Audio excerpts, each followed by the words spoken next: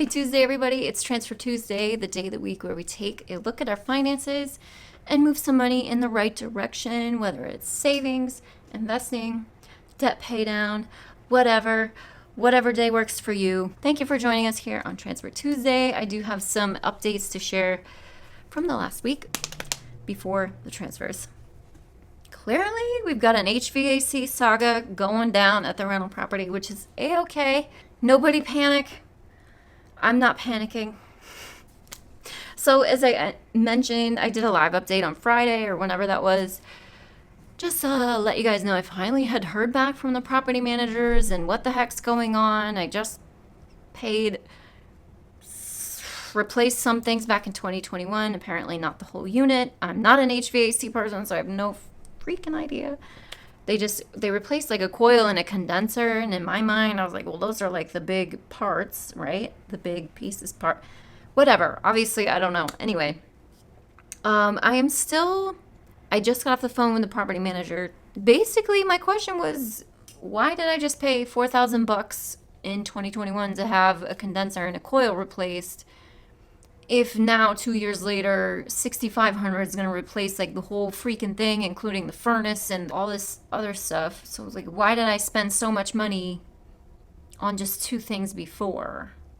And now the guy that was there now is saying nothing looks new. So I'm like, something ain't lining up. And the girl was like, I don't know, I don't see this in your case. It's like, not sure if I mentioned it, but I'm going to put it out there. If anyone has any good recommendations for a property management team in the Kansas City, Missouri area, please drop your recommendations below.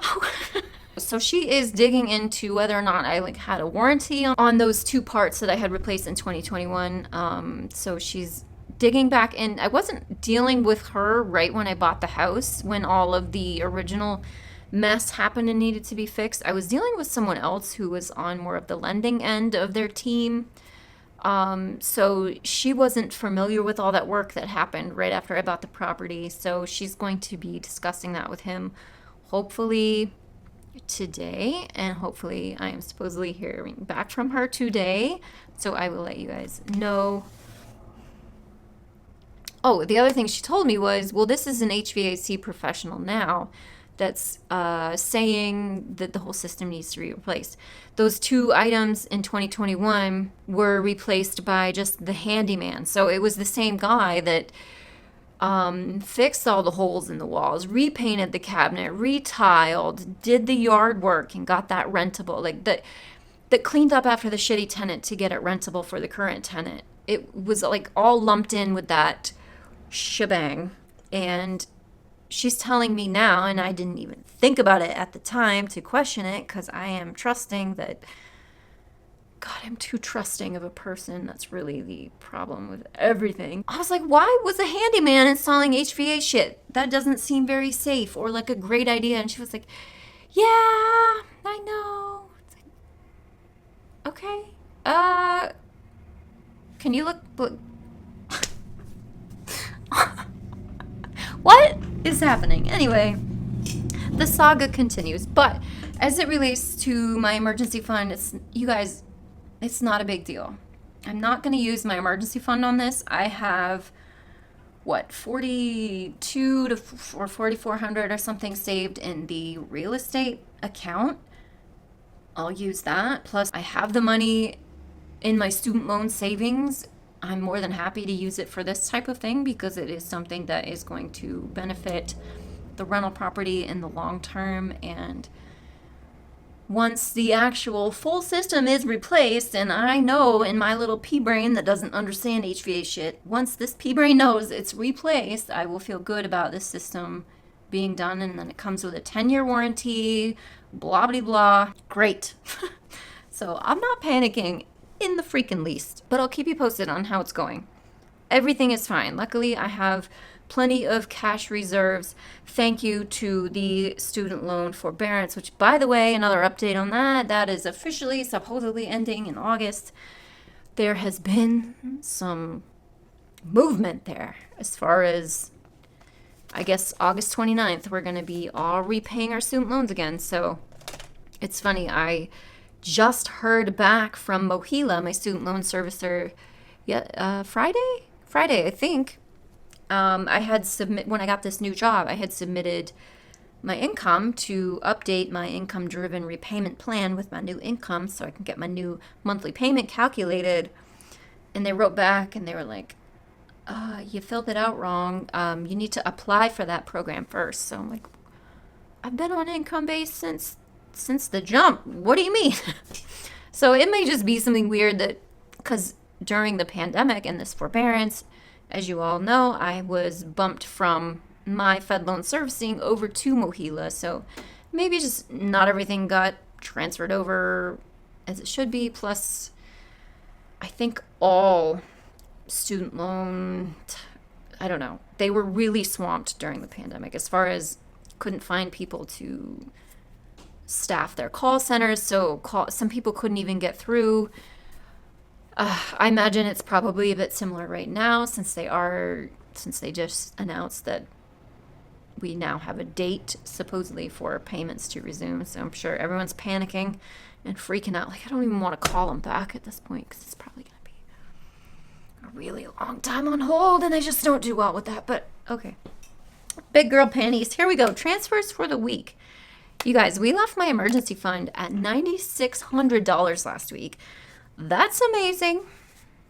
That's amazing. So freaking close. And then, you know what happened? On the 8th, which was last Thursday, technically Friday, but I got paid on, no, 8th. I got paid Wednesday night, but just because SoFi gives you your money real freaking early, which is amazing. Also, they're at 4.3% APY. They just bumped it up again. Hello, if you are needing some cash on hand, don't be sleeping on high yield savings accounts, because if yours is sitting in one of those 0.01% APY bank accounts, that is uncool. Like I said, got paid on Thursday, and I immediately moved $400 over to that dang emergency fund. Y'all, it is done. 10 grand in the bucket. Whew. Holy bananas. Now what do I do with my life? I'm sure I'll find something else. All right, let's start filling the fun bucket. How about that? Been waiting for that one. Okay. Anyway, next, also on the 8th, I did my monthly investment. I told you guys I was going to ramp up investing a bit once my emergency fund is done. Hey, I put $200 in my FundRise account. So it brought my account from $55.75 up to $57.75. Y'all know I love FundRise. I swear, I'm sorry I talk about real estate investing all the freaking time, but it's my jam. So FundRise is just crowd-funded real estate investing. You don't need to own any properties and fix HVAC units. Hey! So if you like real estate but don't want to deal with HVAC or property managers or whatever the hell else, FundRise is a great option. And the referral link below, I think you get $50 if you use my link below. Once you fund your account, you get $50 in free shares. So that's cool. Next update. This one took me back. I'm not going to lie to you. I checked my email in the middle of a concert and I almost fell over because Mark, you are so generous. You guys, I, on the 10th, got a PayPal notification that Mark sent me $275. That is so sweet. He said, "Happy Transfer Tuesday. You're doing great, and I just want you to have a great summer." And I appreciate that so very much. Thank you, Mark. That is awesome. Do you guys know what I'm doing with that $275? He said, "Have a fun summer." I'm putting it right in the fun bucket. So with that $15 that's been hanging in there for 2 years now, it was kind of a joke.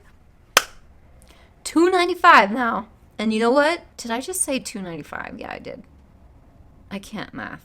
Excuse me. I meant 290. And it's an even number, but you guys know I like even numbers. So I'm going to move another $10 in there just to bring it up to 300. That seems like a great start to a sinking fund titled Fun.